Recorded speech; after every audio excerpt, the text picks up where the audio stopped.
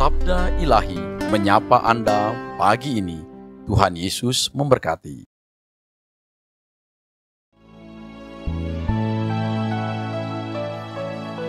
Lebih dari segalanya,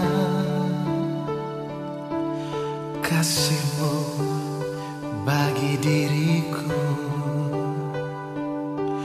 Lebih dari semua yang ada dalam hidupku.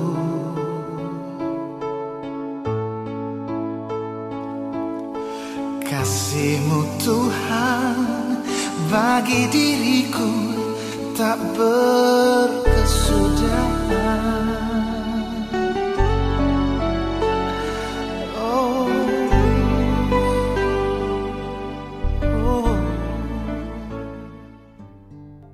Salam Bapak Ibu yang terkasih dalam nama Tuhan Yesus Kristus.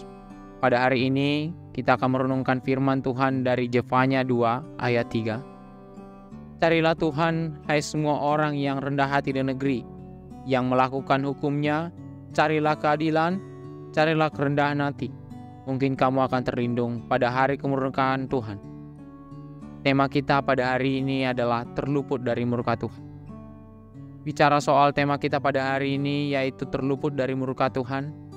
Terluput artinya terbebas, terlepas, atau terlindung. Tentunya terlindung dari murka Allah. Murka Allah yang bagaimana? Kalau kita lihat secara luas, murka Allah itu bisa berupa tentang akhir zaman atau bisa juga tentang teguran-teguran langsung kepada manusia. Namun kalau dilihat dalam konteks ini, murka Allah itu berupa kehancuran akan dialami bangsa Israel. Jika kita lihat dari teks ini, maka murka artinya murka akan kebencian dosa. Artinya murka Allah kepada bangsa Israel terjadi karena kebencian Allah akan dosa. Dengan demikian, bagaimana kita manusia yang tidak luput dari dosa? Namun, firman ini yang kita renungkan ini dikatakan dalam ayat ini, kata carilah Tuhan. Atau kata ini lebih tepatnya, kembalilah kepada Tuhan.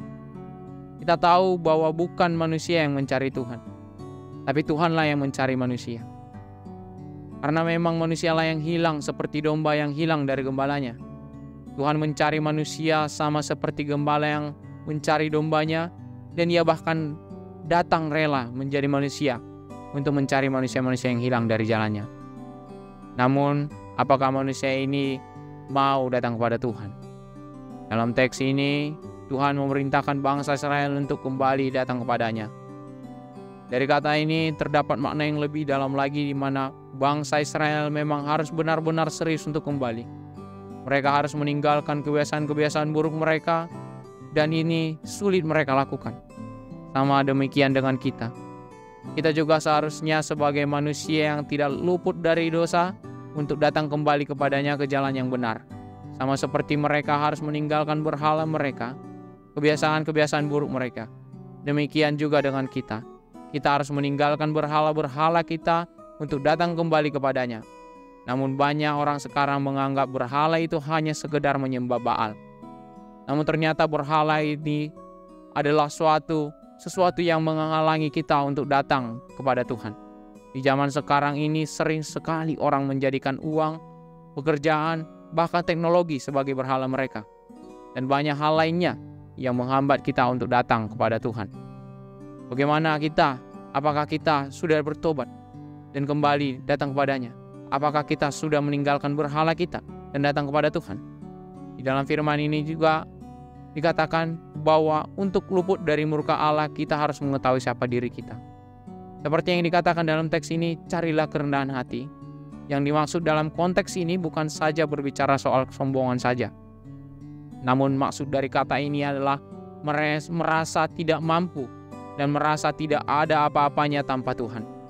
Artinya dalam kesengsaraan, ketertindasan, dan penderitaan kita sekalipun, kita harusnya berpengharapan kepada Allah, bukan kepada Baal atau berhala lainnya.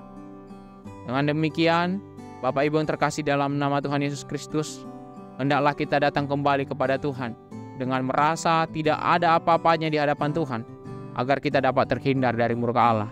Kiranya Tuhan Yesus memberkati kita senantiasa. Kita berdoa. Bapa di sorga, kami sangat bersyukur Tuhan. Pada hari ini kami dapat merenungkan firman Tuhan. Biarlah firman-Mu ini menjadi rema dan menjadi pedoman dalam kehidupan kami sehari-hari. Terpujilah Engkau Tuhan. Di dalam nama Yesus Kristus kami berdoa dan mengucap syukur. Haleluya. Amin.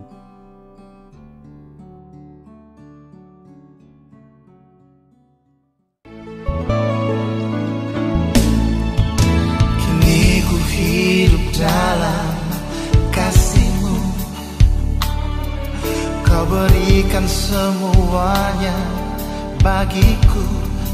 Dalam anugerah-Mu, dalam bimbingan-Mu, dalam tangan kasih-Mu,